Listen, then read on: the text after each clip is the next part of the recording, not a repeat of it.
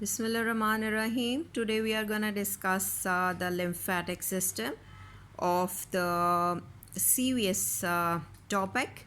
Here we must know that the lymphatic system, or it's a division that has to collect fluid from the tissue spaces, means the extracellular or the intercellular spaces, and they want to return this fluid to the blood. This clear fluid is called as lymph. And you know what? That this system includes the lymphatic capillaries, vessels, ducts, and so many other things. Here we are gonna discuss about detailed features of all of them. First of all, we should know that the blood hydrostatic pressure inside the blood vessels, what they do, they take out the water and proteins like albumin and other materials out of the capillaries. They want to take them out of the capillaries, and they get them into the spaces in between the cells, intercellular spaces or extracellular, you would say. Now we call the fluid as interstitial fluid, that basically resembles with that of blood plasma. And this whole process takes the circulation from all over the body. And you know what? That the lymphatic system usually lacks the pumping apparatus. So like veins, the flow of lymph is aided by what factors? Let me mention them. That the contraction of the lymphatic vessel smooth muscles inside its wall helps to move the lymph inside, and we can say the surrounding skeletal muscle movement also helps or put pressure on these lymphatic vessels, and even the adjacent arteries, their pulsation also helps out.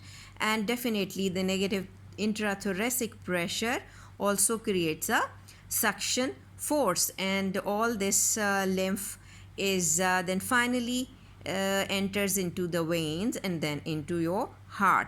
So for more elaboration, I want to show you a diagram. Here you can see the detailed structure.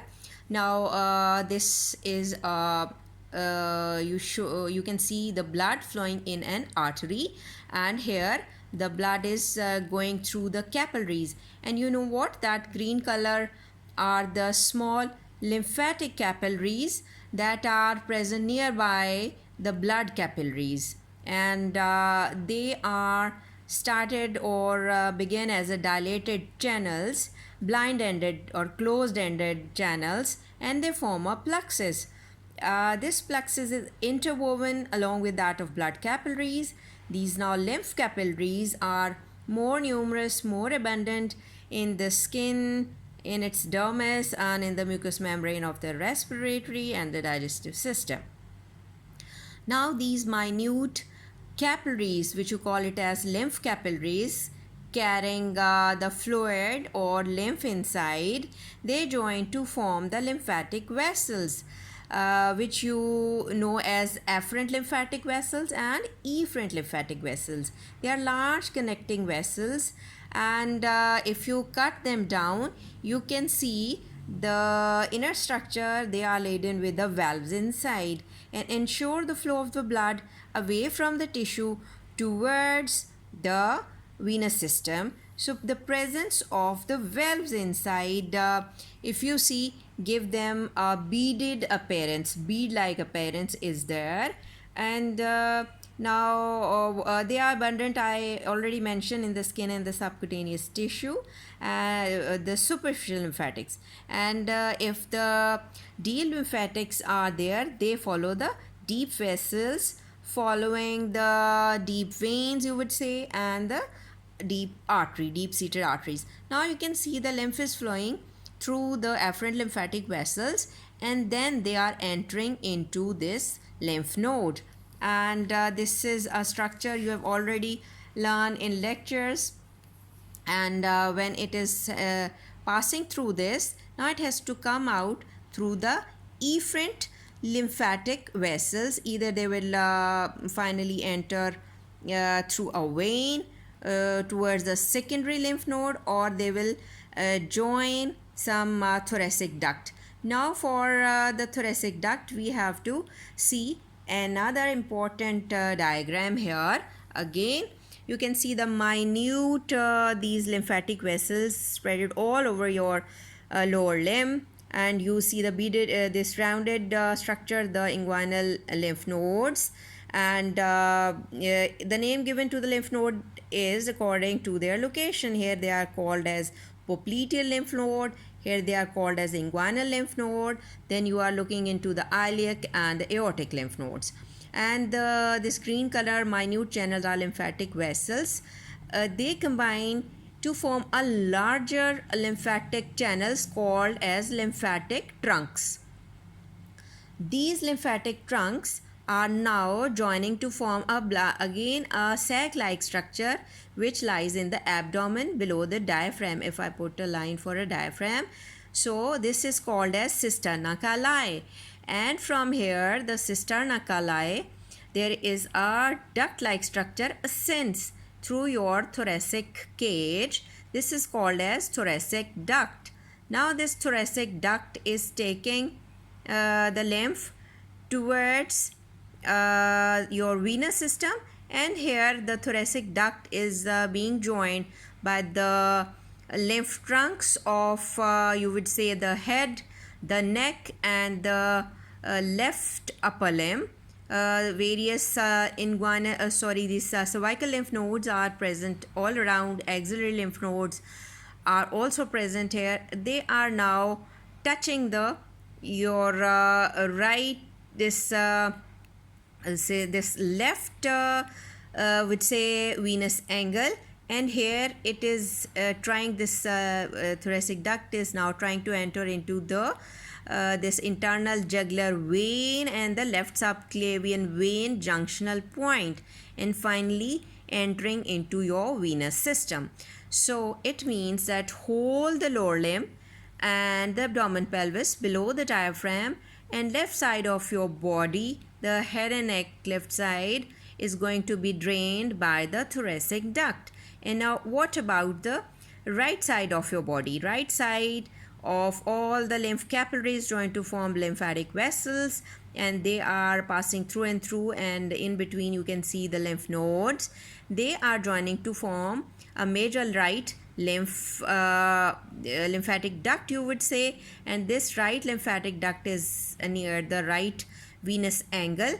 Again you can see that the internal jugular vein and the subclavian vein, they are forming a venous angle, and here the right lymphatic duct is going to be entered inside it. And you know what, that sometimes there is infection of the lymph vessel occurs, inflammation of them, inflammation of this lymphatic vessels and the lymph nodes, they are called as lymphangitis and lymphadenitis respectively. Here these both get inflamed and swollen, and because they are fighting with the infection, their cells are involved, the lymphocytes are involved, and they can be one of the way of spread of cancer as well. So we can mention the spread of cancer could be from various channels or various sites. Number one is contiguity, means the growth of the this cancerous material into the adjacent tissue. And then there is another way that the tumor cell or cancer cell spreads to some distant site, so that spread is called as metastasis, and that occurs by the serous membrane direct seeding of the body cavity, that once a malignancy is supposed to penetrate into these potential space, they involve these cavities. So cavities like peritoneal, pleural, pericardial, you would say. Then we have already mentioned this lymphogenous spread via lymphatic vessel. This is one of the most common route of the initial spread of the carcinoma of some epithelial tumor. and in their way they are involving the lymph nodes. Then we can mention that there is a hematogenous spread via blood vessels. This route is taken by various sarcomas, means connective tissue cancers, and veins are most abundantly involved because they are thinner wall and they offer less resistance.